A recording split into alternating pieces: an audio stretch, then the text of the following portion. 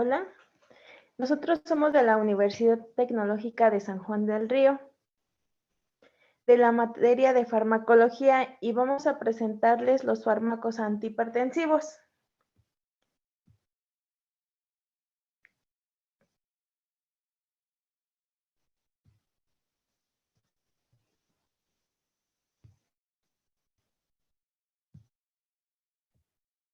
Bueno, ¿qué son los fármacos antihipertensivos? Los antihipertensivos son medicamentos utilizados para disminuir el riesgo cardiovascular en los pacientes con hipertensión arterial. De esta manera se controla la presión arterial hasta niveles adecuados. La presión arterial normal es cuando está por debajo de 120/80 milímetros de mercurio.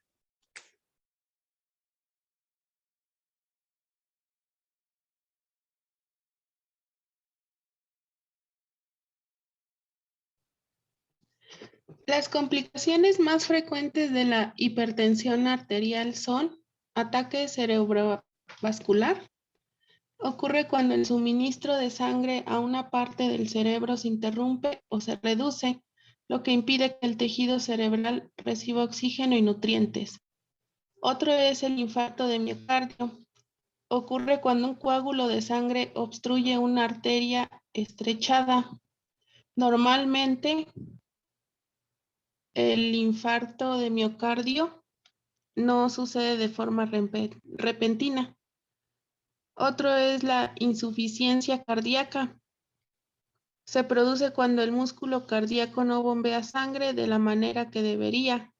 La sangre con frecuencia retrocede y provoca que se acumulen líquidos en los pulmones y en las piernas. Y la insuficiencia renal es una afección en la cual los riñones dejan de funcionar y no pueden eliminar los desperdicios y el agua adicional de la sangre o mantener en equilibrio las sustancias químicas del cuerpo. Los efectos adversos, dependiendo del tipo de antihipertensivo, se pueden producir diferentes efectos. Entre los más comunes, náuseas, vómito, mareo, malestar gástrico, reacciones alérgicas, edema, sequedad bucal, sensación de calor, ansiedad, palpitaciones, sudoración, fatiga, dolor de cabeza, diarrea o vértigo.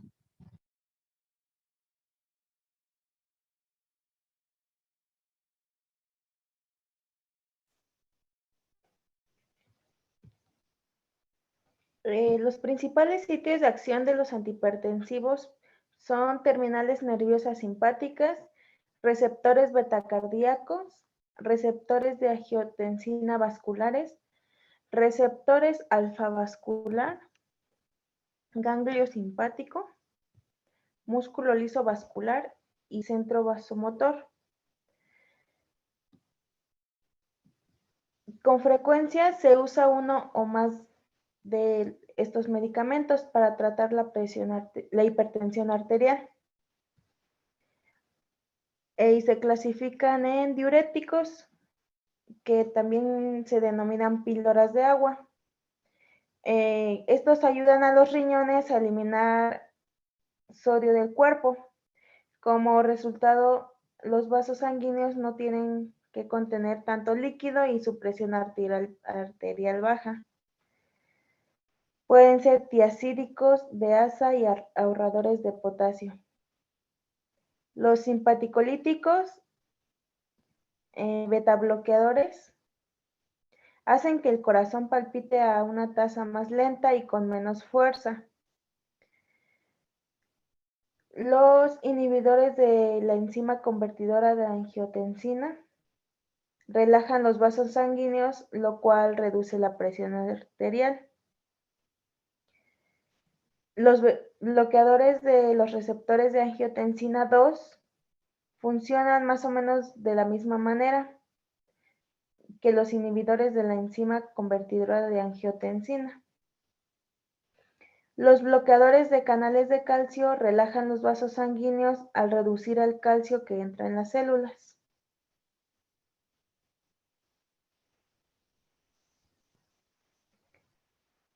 Los fármacos que actúan sobre el sistema nervioso central le dan una señal al cerebro y al sistema nervioso para relajar los vasos sanguíneos.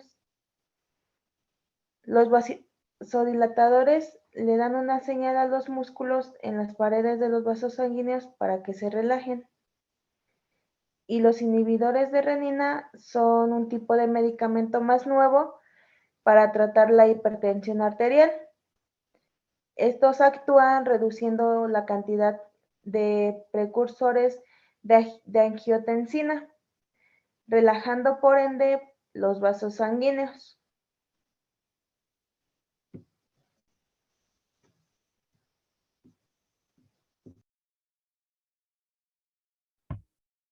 Ustedes se preguntarán qué tipo de enfermedad pueden curar. Pues veamos, como su nombre lo dice, son fármacos encargados de controlar la hipertensión arterial. Esta es una enfermedad crónica en la que aumenta la presión con la que bombea sangre el corazón hacia las arterias para que circule por todo el cuerpo. La tensión arterial se puede dar de dos valores.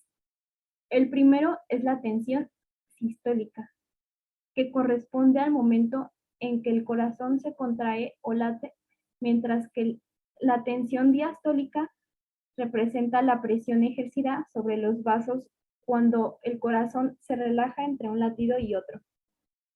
Existen algunos factores de riesgo que pueden ser modificables.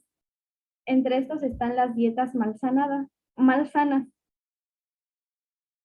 que son el consumo excesivo de sal, dietas ricas en grasas saturadas y grasas trans, e ingesta insuficiente de frutas y verduras.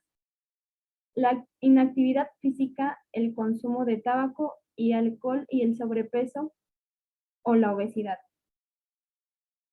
Algunas enfermedades que están relacionadas es el sobrepeso y la obesidad. Estas pueden causar que la presión arterial suba los niveles de glucosa en la sangre, colesterol, triglicéridos y ácido úrico, lo que dificulta que la sangre fluya por el organismo.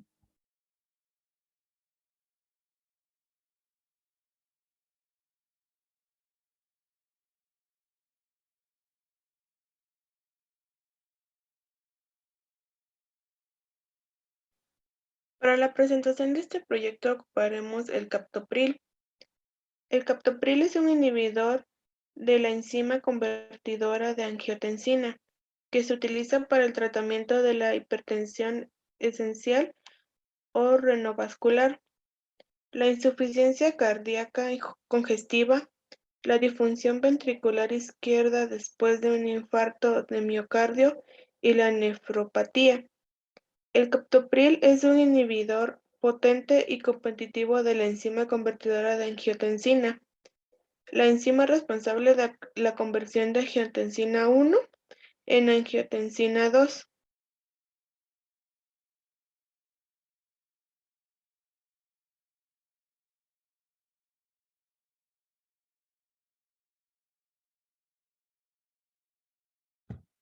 Ahora hablemos un poco sobre su farmacocinética, en este caso su absorción. El captopril se absorbe rápidamente del tracto gastrointestinal, alcanzando el pico de niveles plasmáticos aproximadamente en 1 hora. La absorción mínima es del 75% por término medio, y la presencia de alimentos en el tracto gastrointestinal reduce la absorción en un 30 a 40%. Por lo tanto, el captopril debe administrarse 1 hora antes de su ingesta. Aproximadamente el 25 al 30% del fármaco circula unido a las proteínas plasmáticas. La vida media aparente de eliminación sanguínea es probablemente inferior a 3 horas. Y más del 95% de la dosis absorbida se elimina por orina, del 40 al 50 como fármaco inalterado y el resto como metabolitos. Estos pues son dímeros de captopril por formación de puentes disulfuro y captopril y cisteína, conjugados mediante una unión de disulfuro.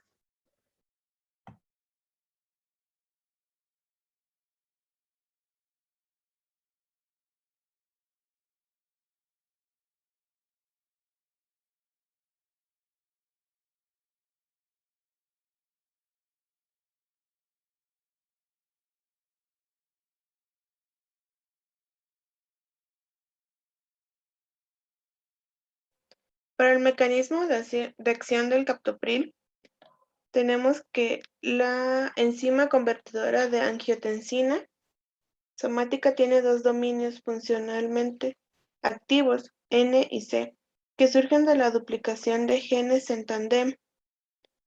Aunque los dos dominios tienen una gran similitud de secuencia, desempeñan funciones fisiológicas distintas. El dominio C participa predominantemente en la regulación de la presión arterial, mientras que el dominio N desempeña un papel en la diferenciación y proliferación de células madre hematopoyéticas. Los inhibidores de la enzima convertidora de angiotensina se unen e inhiben la actividad de ambos dominios, pero tienen una afinidad y una actividad inhibidora mucho mayor contra el dominio C. Captopril es uno de los pocos inhibidores de la enzima convertidora de angiotensina que no es un profármaco. Compite con la angiotensina 1 por unirse a ACE e inhibe y proteoliza enzimática de angiotensina 1 a angiotensina 2. La disminución de los niveles de angiotensina 2 en el cuerpo disminuye la presión arterial al inhibir los efectos presores de angiotensina 2, como se describe. El captopril también provoca un aumento de la actividad de la renina plasmática, probablemente debido a una pérdida de la inhibición por retroalimentación mediada por angiotensina 2 sobre la liberación de renina y o la estimulación de los mecanismos reflejos a través de los vasoreceptores.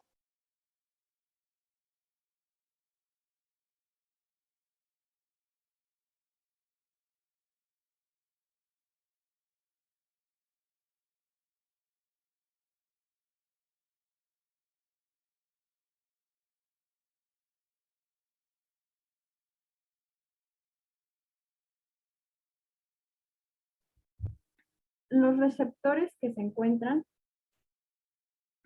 en este medicamento son la angiotensina. Los receptores de la angiotensina son receptores final del sistema renina-angiotensina-aldosterona, el sistema conocido con mayor relevancia en el mantenimiento de la homeostasis cardiovascular y renal. Los receptores de angiotensina 1 y 2 son los subtipos mejor caracterizados y median los principales efectos conocidos como vasoconstricción, liberación de aldosterona, regulación de la volemia, activación del sistema nervioso simpático. Son receptores antagonistas. Un receptor antagonista es el que impide la inhibición de la activación y da lugar a diversos efectos. Estos aumentan la función celular cuando bloquean la acción de una sustancia que normalmente disminuye la función celular. Los miofibroblastos cardíacos son células diferenciadas desde fibroblastos por efecto del TGF-beta1 durante 84 horas y secretan una gran variedad de mediadores inflamatorios, citoquinas y proteínas de la matriz extracelular, como colágeno tipo 1 y fibronectina.